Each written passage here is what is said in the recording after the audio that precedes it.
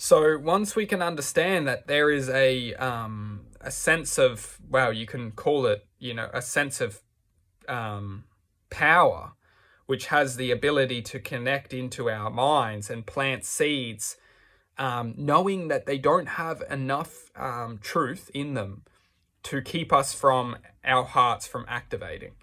When we truly have something to focus on that has enough truth, the heart can resonate with that, and it can grow into more of a state of presence, more of a state of truth, love, awareness, and it can truly blossom and vibrate at such a speed of truth and love and light that it resonates to its originality.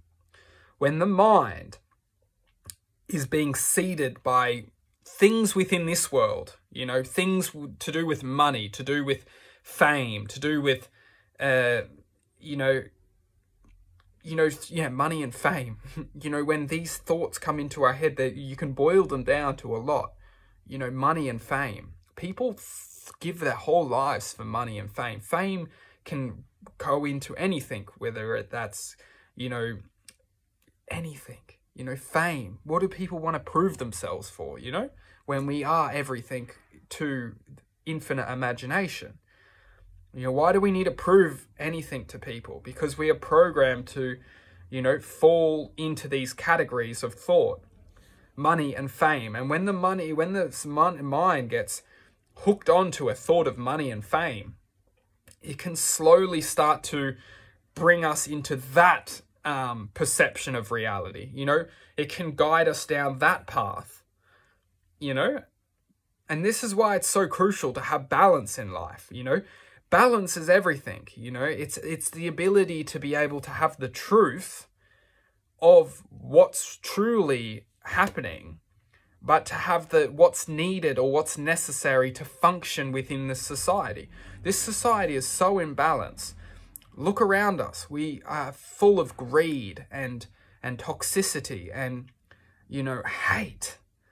This doesn't need to exist. We can be a functioning society with love, truth, and generosity. And we can function even better as a society with love and justice and just coming back to our true originality will blossom into a functioning community, rather than a separated society, Truth being that we need to understand that the thoughts that are flowing through our minds are being massively projected from some kind of program, which is, pushing our true originality within the canyon, and then it's trying to signal and shoot, all sorts of thoughts while we're flowing through. And if it can catch on to us, we stay resonating with that frame of mind, that perception, that point of attention. We stay within that point of attention. We stay within that sense of attachment to that state of mind. And as a lot of us can let go of things and move forward and start to learn to flow with life again, and that's generally by learning to accept and learning to forgive and because, by the way, like when we attach onto things, if something's not good for us, it will start to bring us down. And then when we start to cause damage to people when we're coming down, then we get attached onto that. So what's truly attaching us in the first place was the true, was just the start. It's just the hook and the line. Where that pulls you in life can be anywhere, for God's sake.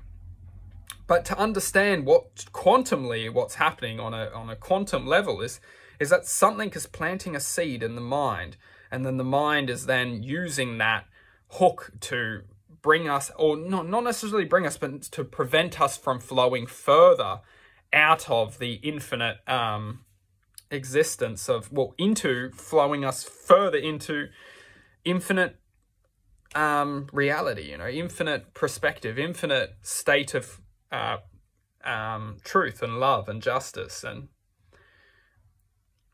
yeah, so, but to come back to Earth,